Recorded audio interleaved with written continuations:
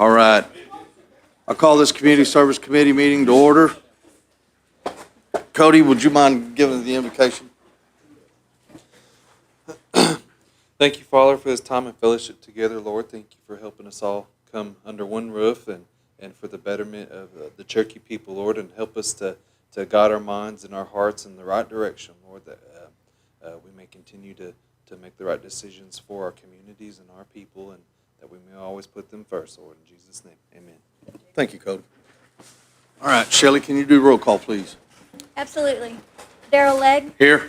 Melvina Shot Pouch, Sasha Black Fox Qualls, Danny Callison, Julia Coates, Joe Deere, Mike Dobbins, Kevin Easley, Lisa Hall, Johnny Kidwell, Kendra McGady, Dora Petskowski, Cody Poindexter, Joshua Sam, Mike Shambaugh, E.O. Smith, Condessa Teehee. We have a quorum. Thank you, Shelley. Can I get a motion for approval of minutes, please? Second. Second. All in favor? Any opposed? Moving on to reports, we have Jennifer Kirby, Human Services.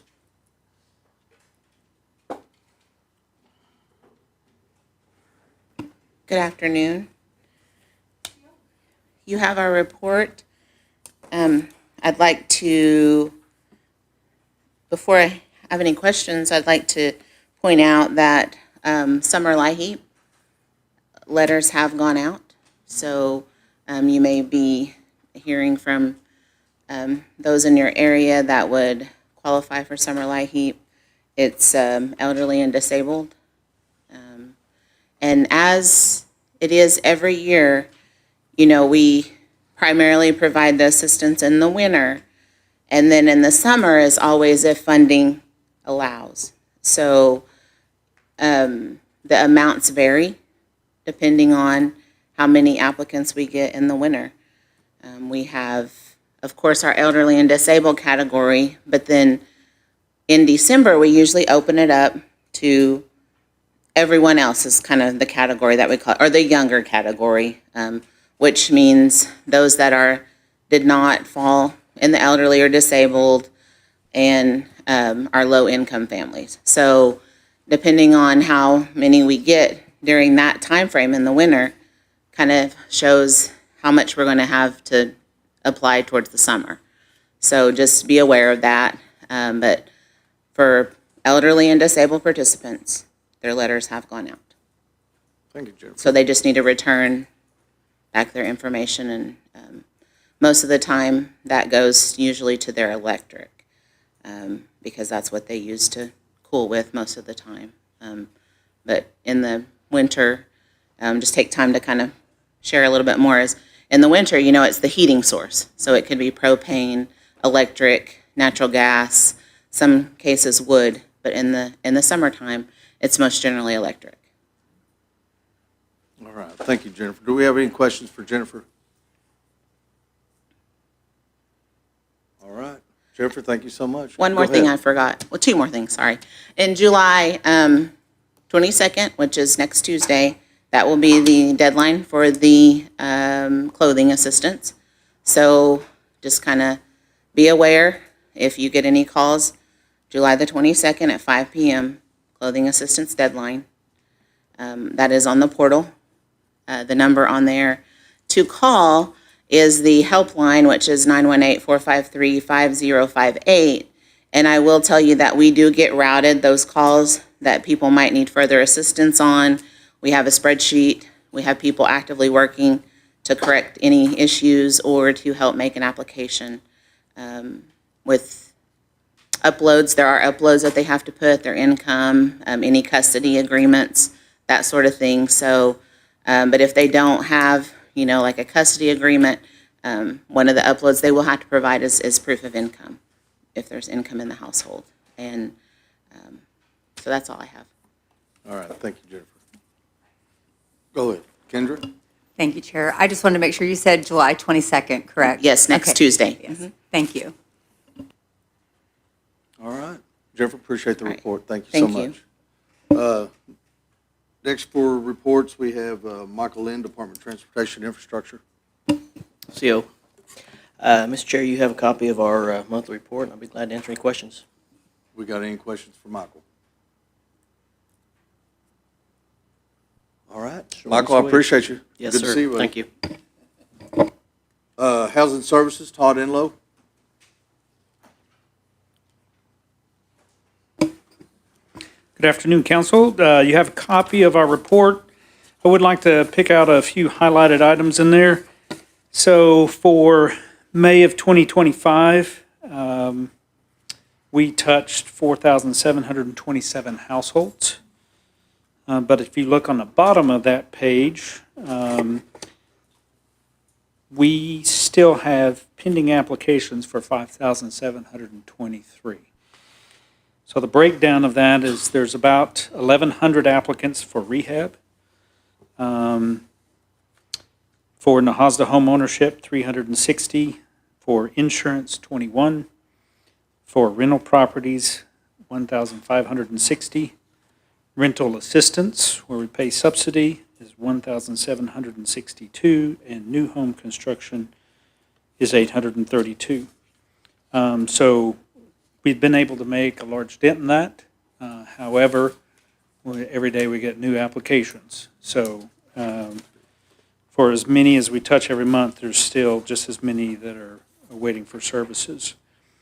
And then under the self-sufficiency programs and grants, two things I would like to highlight for you. One is the mortgage assistance program. That's where we provide up to $25,000 worth of down payment assistance toward the purchase of a house.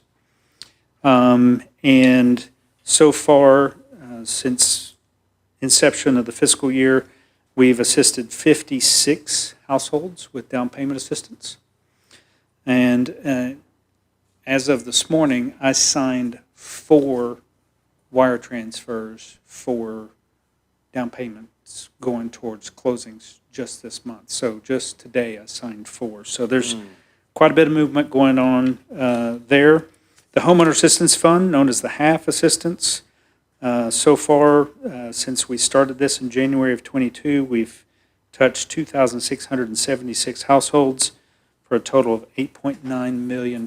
Now, that fund will go away at the end of next fiscal year. So we've been working to spend that down. Construction updates. So Salisaw. Does anybody know any council members from Salisaw? None? be your Okay, floor. yeah. Yeah. So Sequoia County, Salisaw, the Redbird Smith Estates, we will have our grand opening at 1 o'clock this Thursday. We will move in 12 families into those homes, so we're putting the final touches on everything, mowing, weed eating, cleaning the streets, getting everything prepped and ready. Tomorrow we install the mailboxes, we set up doormats, and put the final touches on everything this week. So 12 families will move into those 12 finished homes. And then Jay, Ganohile Edition, is quickly behind that next Thursday. And so we will have, in a back-to-back, week-to-week, we will have 22 families moving into homes between Salisaw and Jay. And then shortly behind that, we're working on the timeline, but we'll be ready to move in the 16 duplexes, the rental units there in Salisaw as well. So those are Oh, nice. quickly behind. So a lot of those projects are coming to closure. I'll not bore you with all the other details. I will say that Oshaleta is probably 45 days out from being completed. And so those are three units or 6 rentals there in Oshaleta. And then the 2 additional houses we built in Galchode will finish probably within the next 30 to 40 days. So we'll have more announcements about those coming up here pretty soon. But the 2 big ones are Jay and Salisaw. Todd, on Thursday, after we do our dog and pony show, are we going to have a house available that maybe if some of the people that are there, like the chamber or something, they could go through and look at them? Or is it too late? Somebody else owns them now, and we can't just invite people into their home? Yeah. I've had a lot of requests to be able to look at them. Yeah. I'm sure we can work something out. And then the duplexes are far enough along, too, that if we wanted to walk through those, Got you. you can get a sense of what they're going to look like as well and the quality that's gone into those. Yeah. So I'm sure we can work something out. It's one of the finest neighborhoods in Salisal. It is. It's beautiful. Do we have any questions for Todd? Are you through your report? I am. Any questions for Todd? Go ahead, Joe. I just got a quick question. On the housing rehabs, is the prices still going up on materials, or is it leveled out a little bit? And how's the contractor procurement process going? So prices haven't fluctuated too much. I mean, we saw a little bit of a spike in, specifically in HVAC units as soon as the first tariffs were hinted. We got an automatic bump in our costs because of the metal being used in ductwork and every component inside an HVAC unit. So we did see a bump in that of about 12% right away. The rest of our stuff has been pretty stable. It's not gotten too far out of control. From a new construction standpoint, we're doing okay with our contractors. I will say about a year ago, when we had about 250 homes under construction on privately owned land, we were taxing those contractors, but we've been able to finish a lot of those projects and clear them out. So we're maintaining somewhere under 100 for those individual, and it's given our contractors a chance to catch their breath and catch up a little bit. And so that, I think that sweet spot for us, based on the number of contractors that we have available, that 100 threshold that we keep is probably the right thing. On the rehab side, there are certain trades that are challenges for us. Sometimes we have to bid it out 2-3 times. There was a replacement home that was bid out. It was a 2-bedroom, 1-bath, and the cheapest bid we got back was $223,000. That is not even close to what it should cost. So we put that back out. And I know a lot of those contracts, you'll have lead base as pay item one, and that knocks out a bunch of them Yeah. because they just don't want to deal with certificates, so. Yeah, and we've got a limited number of ACM or asbestos-containing material certified contractors, as well as lead-based paint, to be able to handle those demos. So All right, thank you, good job. Thanks, Joe. Speaker. Todd, have you had a chance to look at some of our apartment complexes where they've been moved out of, and the turnaround to get them ready for other people? I know we had a few of those available. Have we tried to do anything to expedite that? yes, we have. One of the things we've done is we've shifted our crews that do that repair and maintenance. You know, I think I mentioned the last time they were distracted a little bit with the storms of trying to pull trees off of houses and units. But we shifted some of their work. So when mowing season starts, we lose them 3 days a week just to mowing. And so we shifted the work onto another group of our employees and reprioritized so that they stay focused on clearing those units out. So I would say just within the last 2 weeks, we've probably gotten or have got about 30 of those units ready. And so we're getting the files ready and contacting the people, getting ready to move in. So That's a we big deal. still got a ways to go to get where we want to be. But we're making some pretty good headway when we've shifted the priority of their work, and that seems to have helped quite a bit. Okay, That's great. Thanks, sir. You bet. Any other questions? Going once? All right. Todd, appreciate you, buddy. Thank you so much. Next, with Veteran Center, we have Barbara Foreman.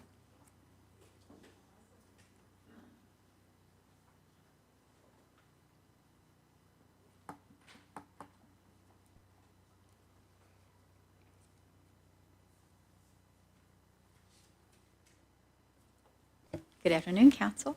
Good afternoon. You have our report. There's a few things that I'd like to highlight, unless y'all have any questions right now for me. Anyone got questions for Barbara? No, go ahead, Barbara. Okay, so you have our list on there that says that we've had like a PACT Act event. At those events, the main reason we have those events is to have claims filed for veterans. And so I had to tell you, that I'm highlighting this because we had 30 claims done at the Veterans Center, but 5 of those claims were what the VA and the ODVA were saying were diamonds. And what they meant by the diamonds were these were veterans that came to our facility trusting, the Cherokee Nation to get their claims done when they have never filed a claim all of their life. So that's a life changer for the veterans. If you all know, a veteran can go up to, if they received 100%, that could change their life from $0 to $4,000 a month. Wow. So it just depends on what the percentage is that they receive, but we're very proud of that. It may just be 5, it may not be huge, huge numbers, but that's a big change in 5 people's lives right there, So that's why I wanted to kind of highlight that. The resource fair, we had about 51 veterans come through, and we want to thank all of the programs that sent people there for our veterans on that day. But that's a pretty good number to see that many veterans come in, and we had that at Chota. We have a Veteran Family Fun Day coming up on July 25th from 9 to 2. We leave that open for you all to join us if you want to. We'll probably be doing barbecue. But coming up, we have a trip also that we're going to take a small group of veterans to the First American Museum as a cultural trip for them. And we'll be staying all night, taking them overnight. And so next we have the Warrior Flight, which I wanted to talk to you about. Does anyone have any questions about the Warrior Flight? It is coming up on September 16th through the 19th. It's a Tuesday through Friday this time. Of course, your council meeting is the 15th, so we'll be a day after that.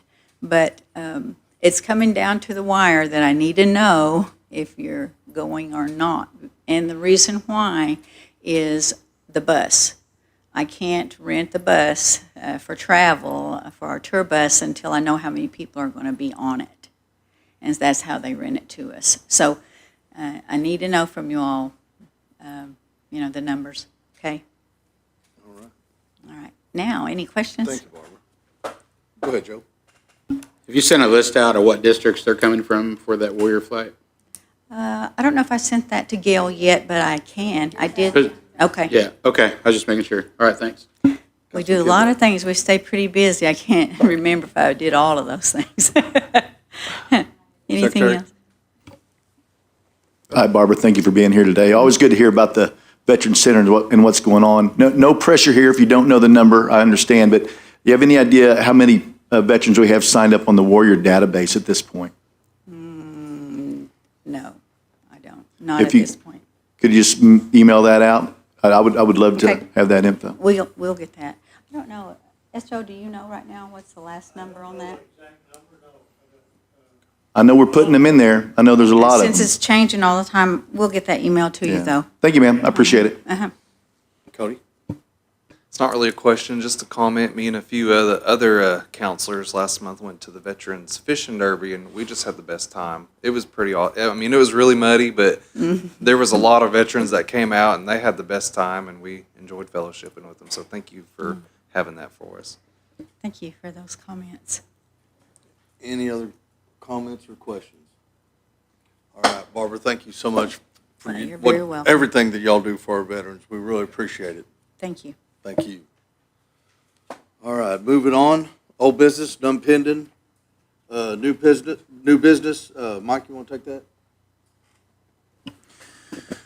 Yes, this is a resolution authorizing Cherokee Nation to lease tribal trust land in the Cherokee Nation Industrial Park to the Cherry Tree Rural Water District Incorporated, and I put that in the form of a motion. We have a motion and a second. Any discussion? If not, all in favor? Aye. Any opposed? All right, next item. Johnny Kidwell, would you take that, please? Sure will, Mr. Chair. This is a resolution approving and authorizing the submission of the fiscal year 2026 Indian Housing Plan to the U.S. Department of Housing and Urban Development, HUD, and I move for its approval. We have a motion and a second. Any discussion? All in favor? Any opposed? Motion passes. All right. Announcements, the next meeting scheduled for Monday is Monday, August 11th at 4 PM. Do we have any kind of announcements that we want to make for the Community Services Committee? Kevin? Yep, I just want to brag on Counselor Sean Crittenden and Gadoogie Corps. Yeah. Those guys are awesome. And he is just doing a great job. And he's one of those people, anytime you call him, he's going to find a way to say yes. Yeah. And there's an elder in Foyle who, due to the recent storms, had some really bad trees down. And then I had another guy in Oologah, and I know Todd Enlow's helping with this as well, so I'm going to brag on Todd, who had a house burned down there in town. He's just going through hard time financially. He's trying to clean it up himself, couldn't get it all done. Sean Crittenden was there. I'm going to set the standard too high here, and I don't want to.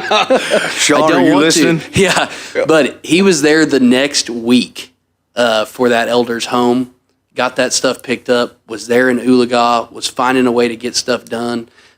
He's working great with Todd Enlow, and Todd does a great job too. Really appreciate him. But just Gadoogie Corps is such an asset and is helping so many people. And whenever I call him and he says, I can't wait to get up north and help your people up there too, I mean, it means the world to me. Yeah. So thank you, Sean Crittenden, and thank you all those guys there at Gadoogie Corps. You're doing great work. Thank you for those comments, Kevin. All right, if nothing, go ahead, Danny. Since Councilor Easley mentioned that, we had an F1 tornado come through Pryor a couple of weeks ago, and it hit the cemetery and on the east side of town, and Sean and his crew was up there at their request, and they were headstones turned over and big trees uprooted, and boy, they were just Mayor Doyle told me at the chamber meeting 2 weeks ago just to thank them because they really helped him to get done with that. So once again, just reiterating what Councilor Easley said, they were in the Pryor area too and done a great job. So thank them for that. We may need a north and a south crew if this thing keeps growing. That may be something that we consider putting our minds to and getting something like that done. The Gadoogie Corps has helped out in so many situations and tragic stuff. Elders get their lawns mowed, on certain occasions. In Sallisaw, the city of Sallisaw paid for our crosswalks right by the career services, the tag office and career services building. And the Gadoogie Corps come down there and help, and y'all, is probably 102 degrees on that pavement, and they did it. So I appreciate everything they do. It ain't just disaster moments or anything. It's stuff like that. But yeah, I mean they're running pretty thin, so this may be something that we could put our heads together and maybe get him some relief and help. And I think we got plenty of the volunteers out there now, so that might be something that we kind of consider too. So if nothing else, I need one more motion. Oh, no, go ahead, Sasha. Go ahead. Thank you. While we're at it, as well, I do not want to forget to mention and thank the Housing Authority crew. We had a lot of damage in Shady Grove as well, and they were there the very next morning. So I'm very appreciative to Todd and his crew as well. So thank you very much. You bet. You bet. Anybody else? All right, I need one more motion. All in favor? We're adjourned. That's a good idea. Hey,